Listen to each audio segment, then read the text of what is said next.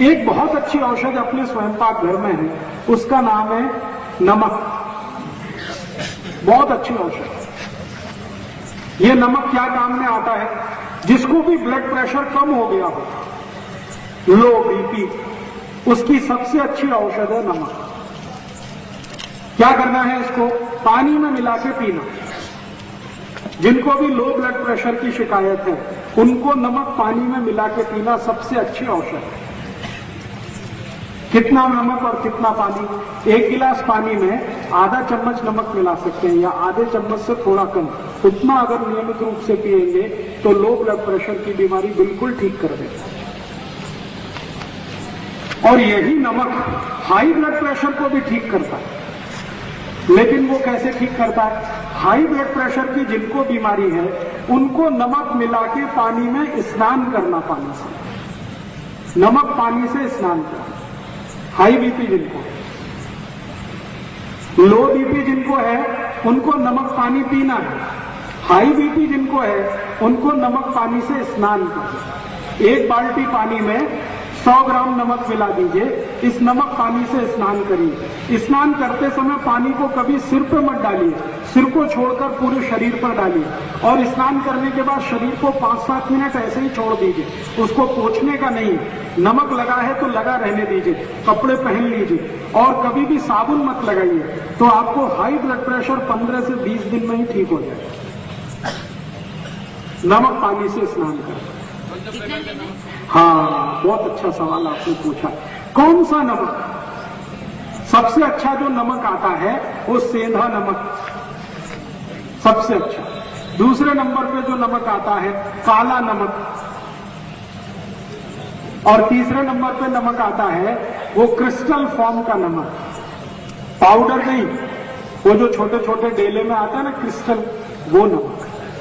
ये जो पाउडर वाला नमक आजकल बाजार में आ रहा है आयोडीन युक्त, ये तो बहुत ही खतरनाक है। सरकार ये जबरदस्ती सबको खिला रही है। हमने इसके खिलाफ मुकदमा किया हुआ भारत सरकार ने।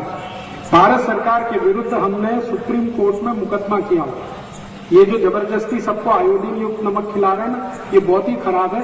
आप कोई भी मत खाइए इसको, क्योंकि आयोडीन युक्त नमक कभी भी मत खाइए। क्यों नहीं खाएं वो जान लीजिए।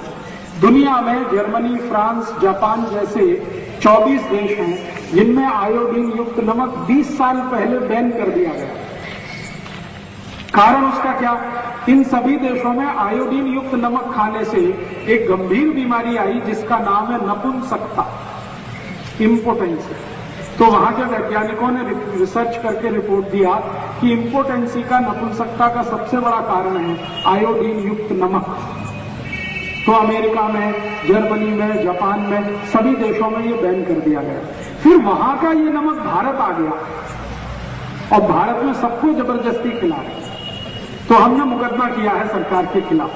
तो एक दिन क्या हुआ कि भारत सरकार का एक अधिकारी वो आया अदालत में, मुकदमा होता है ना तो आना पड़ता है।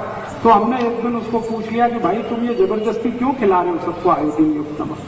तो उसने कहा राजीव भाई बात ऐसी है कि हमारी भारत सरकार का फैमिली प्लानिंग फेल हो गया और जनसंख्या बहुत बढ़ गई, तो हम सबको जबरदस्ती आयोडीन युक्त नमक खिलाए।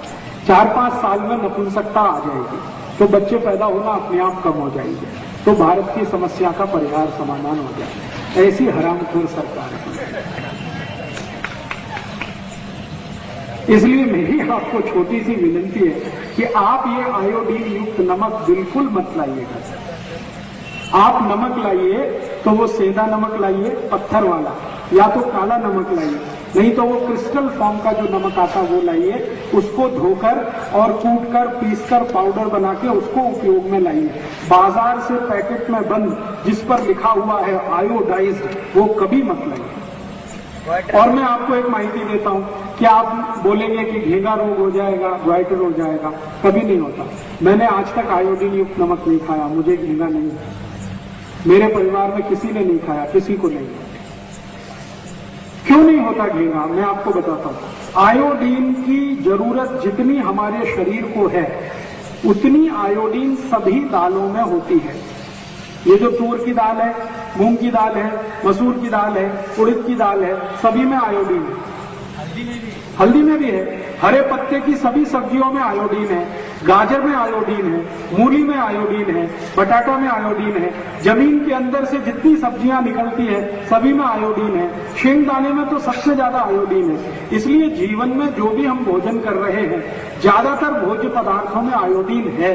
फिर बाहर से आयोडीन देने की कोई गरज और जरूरत नहीं है। ये जबरदस्ती सरकार ने अभियान चला रखा है और इस अभियान के पीछे दो उद्देश्य हैं। एक तो भारत में बड़े पैमाने पर लोगों में नपुंसकता लाना ताकि लोक संख्या कम हो। दूसरा उद्देश्य ये है कि 15 पैसे किलो के नमक को 7 रुपए किलो बिकवाना। जो सादा नमक है वो 15 पैसे किलो आता है, लेकिन उसको 7 रुपए किलो सरकार ने बना दिया ये आयोडीन युक्त नमक के नाम पर। और आपकी जेब लूट रहे हैं वो, आप खुशी से लुटवा रहे हैं क्योंकि आपको माहिती नहीं है। आपको ये माहिती नहीं है कि आयोडीन तो सभी भोजन पदार्थों में है। हरे पत्ते की सभी सब्जियों में आयोडीन है, सभी दालों में आयोडीन है, जमीन के नीचे से जो भी सब्जी निकलती है सभी में आयोडीन है। बिना आयोडीन का दुनिया में कुछ होता ही नहीं है। तो इसलिए अतिरिक्त आयोडीन की शरीर को कोई गरज और जरूरत नहीं है। लेकिन अगर अतिरिक्त आयोडीन शरीर में आ जाए तो नपुंसकता आ जाती है, ये पक्का है। इसलिए आप अपने जीवन को सुरक्षित रखना चाहते हैं तो आयोडीन युक्त नमक बिल्कुल बंद कर दीजिए। सादा नमक लाइए, वही खिलाइए।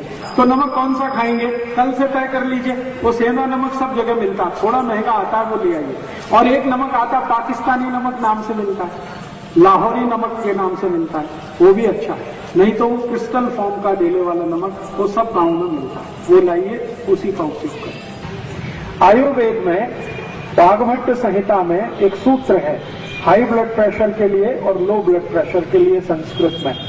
तो उस सूत्र में ऐसा लिखा हुआ है कि जिनको हाई ब्लड प्रेशर है, उच्च रक्त दबाव, उनको समुद्र स्नान करना चाहिए।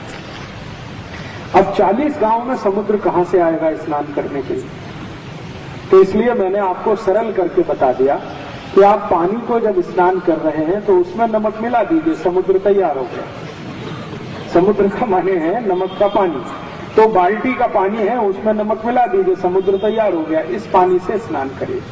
तो ये हाई ब्लड प्रेशर की सबसे अचूक, सबसे सरल, सबसे अच्छी दवा है।